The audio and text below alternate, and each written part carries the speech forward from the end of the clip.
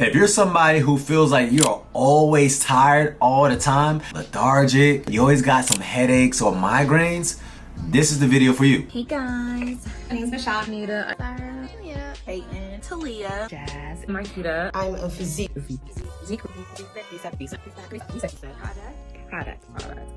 Products. Period.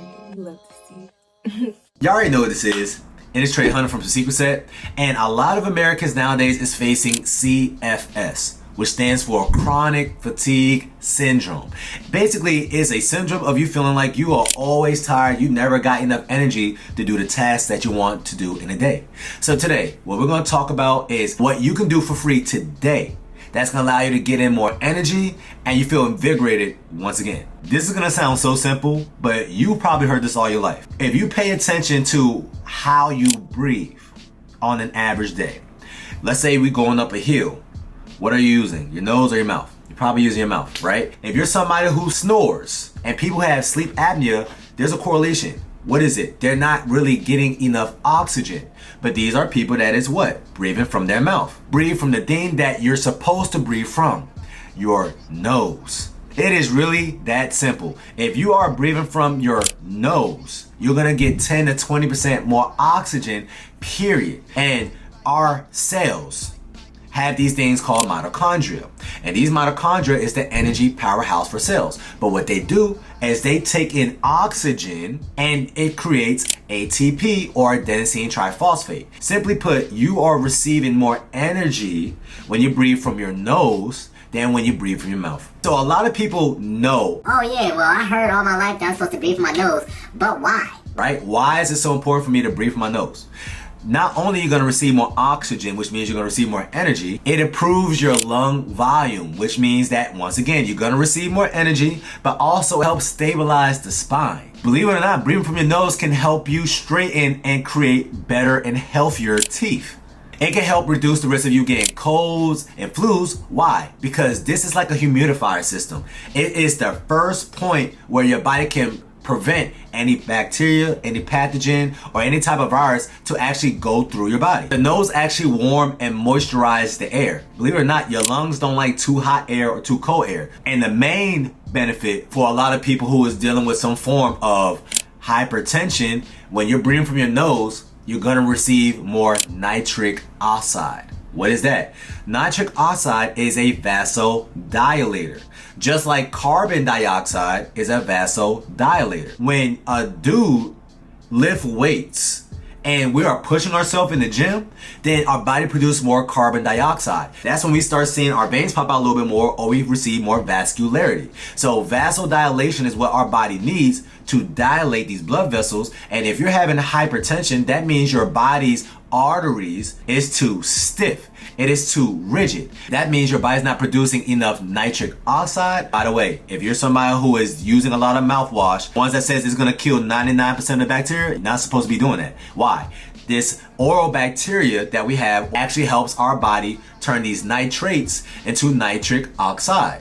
So you want to use more things like hydrogen peroxide if you want to clean your mouth, or do oil pulling. Get some coconut oil, put it in your mouth, swish it around your mouth for 10 minutes, spit it out. Coconut oil is antimicrobial and it's antifungal. You're gonna get the exact same benefits if you do some form of oil pulling as if you're using mouthwash, right? But you're not killing off all the good bacteria in your mouth as well. Because we're living in a toxic environment. We're living in environments that it's a lot of pollution, people that's doing a whole lot of smoking. So when you're breathing in from your nose, your body can control how much is coming in a little bit better than if you are somebody who always breathe from their mouth. Also, if you've seen somebody who's having an asthma attack or a panic attack, you're going to realize that they are breathing from their mouth. They're hyperventilating, right? Which means they're not catching their breath. But if you tell this person, hey, calm down, breathe in from your nose, try to protrude your stomach, use your diaphragm, hold your breath for 3 seconds, and then breathe out from your nose, you're gonna realize that they're calming down again. Because when you are breathing from your mouth, you are stimulating your sympathetic nervous system. And that is your flight or flight response. Your body's getting ready to run or do some form of activity that is stressful to the body. So that's why it's in your best interest to make sure you are always checking yourself and breathing majority of the time from your nose. People who snore at night, people who's dealing with sleep apnea, what is the correlation? they do not get a lot of oxygen in the night. Sleep apnea literally means that you stop breathing in the middle of the night. So if you start learning how to breathe from your nose, you're going to receive more oxygen. Your mitochondria can work more efficiently. That means you're not going to be as tired when you wake up. Hey Trey, I know that, but I cannot breathe from my nose. Why? Because it is stuffy. Why is your nose stuffy? That's another thing that a lot of people don't ask themselves.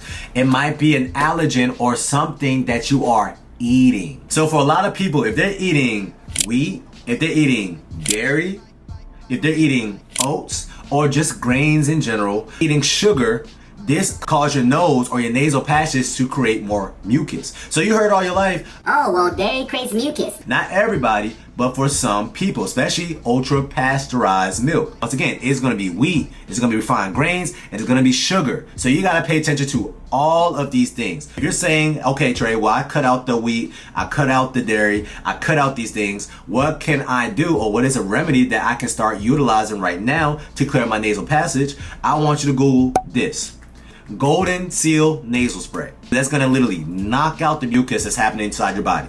But when it's all said and done, you just gotta get your body out of an inflammatory state.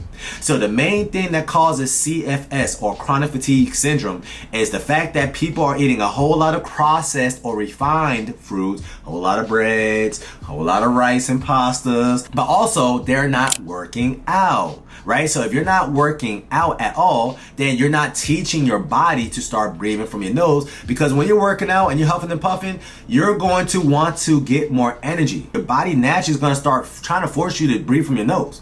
But at the end of the day, breathing from your nose is a skill. So you got to keep practicing and emphasizing the thought that, hey, am I breathing from my nose right now or not? And when you catch yourself, even when you're working out, even when it feels like it's getting hard, when you start breathing out your nose, you're just going to realize that, oh, I'm actually catching my breath a little bit better than if I choose not to. There's so many benefits other than you just breathing in more oxygen when you are breathing from your nose. But if you are somebody who wants to feel more invigorated, you want to feel energized every single day, then you need to help your body out. And the best way for your body to get in more energy is to receive more oxygen. The only way you can do that is if you allow your bronchi to dilate, and that's if you breathe from your nose.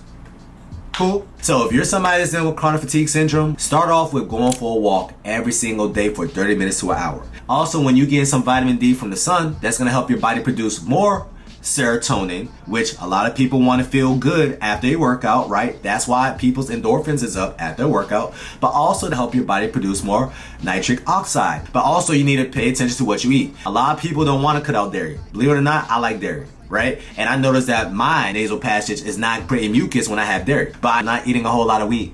I'm not eating a whole lot of gluten. I'm not eating a lot of processed refined foods. So if you're somebody who you know on the average day you're having some chips, you're having a cookie, you're having a kind bar, you're having something that comes in a bag, box, or barcode, you need to have less of these things. Go 3 days without nothing man-made.